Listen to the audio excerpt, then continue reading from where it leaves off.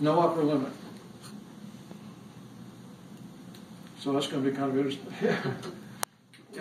We had at our graduation last year 3 students that graduated from us in high school, same weekend. Which is cool, actually. That's very awesome. Now, don't mix up dual credit with dual enrollment. Dual enrollment is when the student from high school is in one of your classrooms. But dual credit, they're in the respective high school.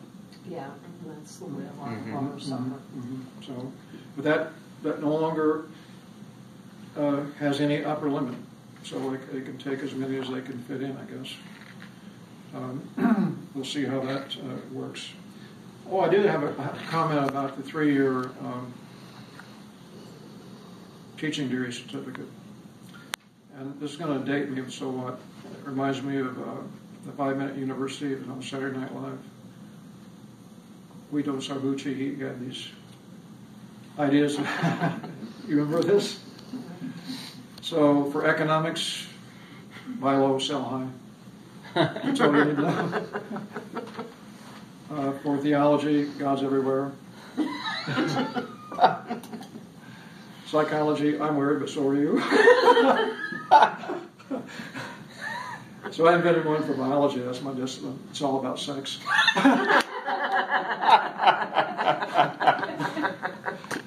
Physics, we make the laws. Yeah. So you can pick up. So that's the ultimate. 3 years, what do you mean 3 years for? 2, 1, oh, 5 minutes, that sounds good.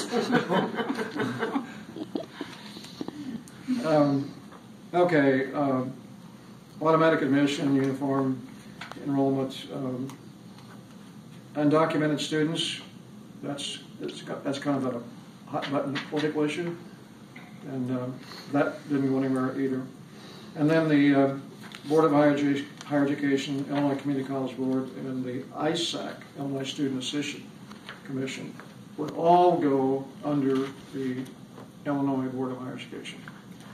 And that means also that the community college system has a headquarters, again, not too far from the Capitol. They would have to sell that. They could not have any property. All employees would be fired. It would be actually wiped out. Now, in regard to the BHE, they already have a lot of control over community colleges. If you develop a new program and you want it recognized at the state level, it has to go through the BHE for recognition. If you're developing a budget for the community colleges, that budget has to go through the BHE, and they will modify it as they see fit before it goes over to the General Assembly and Governor. So they also already currently have significant control. And so I don't see why they would need any more. But that's what this proposal would do.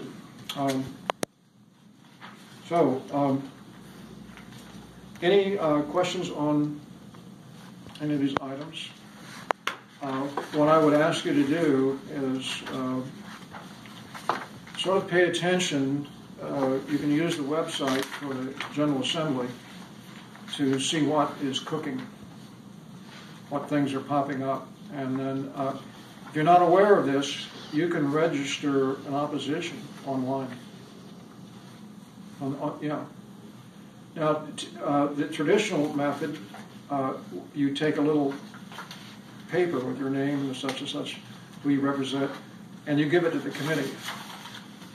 But now you can do that online. So if any of these bills that you're opposed to resurface or something like them, you can indicate your opposition or, I suppose in some cases, support, depending on what the bill is.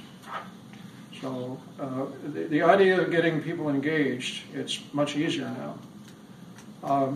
I do spend quite a bit of time in Springfield. I'm not a lobbyist. I'm not a registered lobbyist. So I'm just an interested citizen.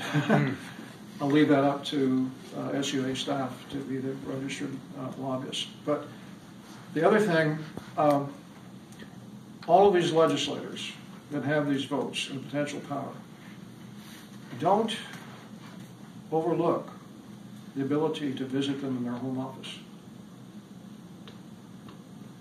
They really do respond to somebody that shows up in their office to offer, in some cases, congratulations. They very seldom get that. But you can make points that way. I really like your support for this bill. It very helps whatever I'm doing, and keep up the good work. And also, you could do just the opposite. This is not going to help us out here at all. And reconsider what you're doing and explain why.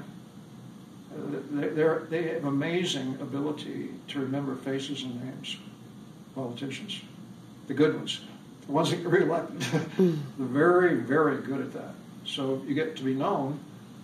That can help. Mm-hmm. This is John Jones calling in.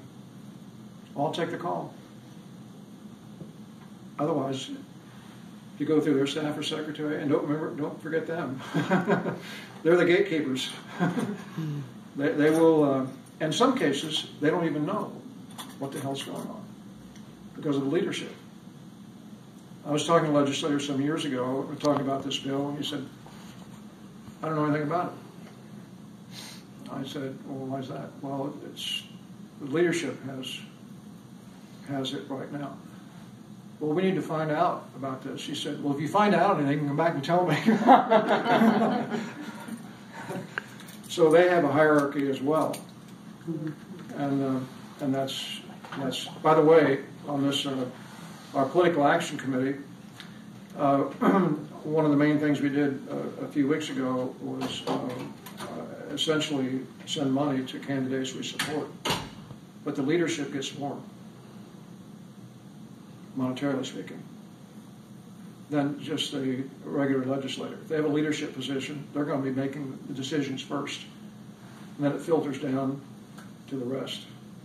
So starts with Mike Madigan. Okay. Well, I think we're about out of time here. There's some additional articles in here that you might find helpful, and I'm going to be sending some additional information to Linda on some other issues that are not in the packet. But thanks for the invitation. And sorry you had to miss your lunch. So. Thank you, Leo.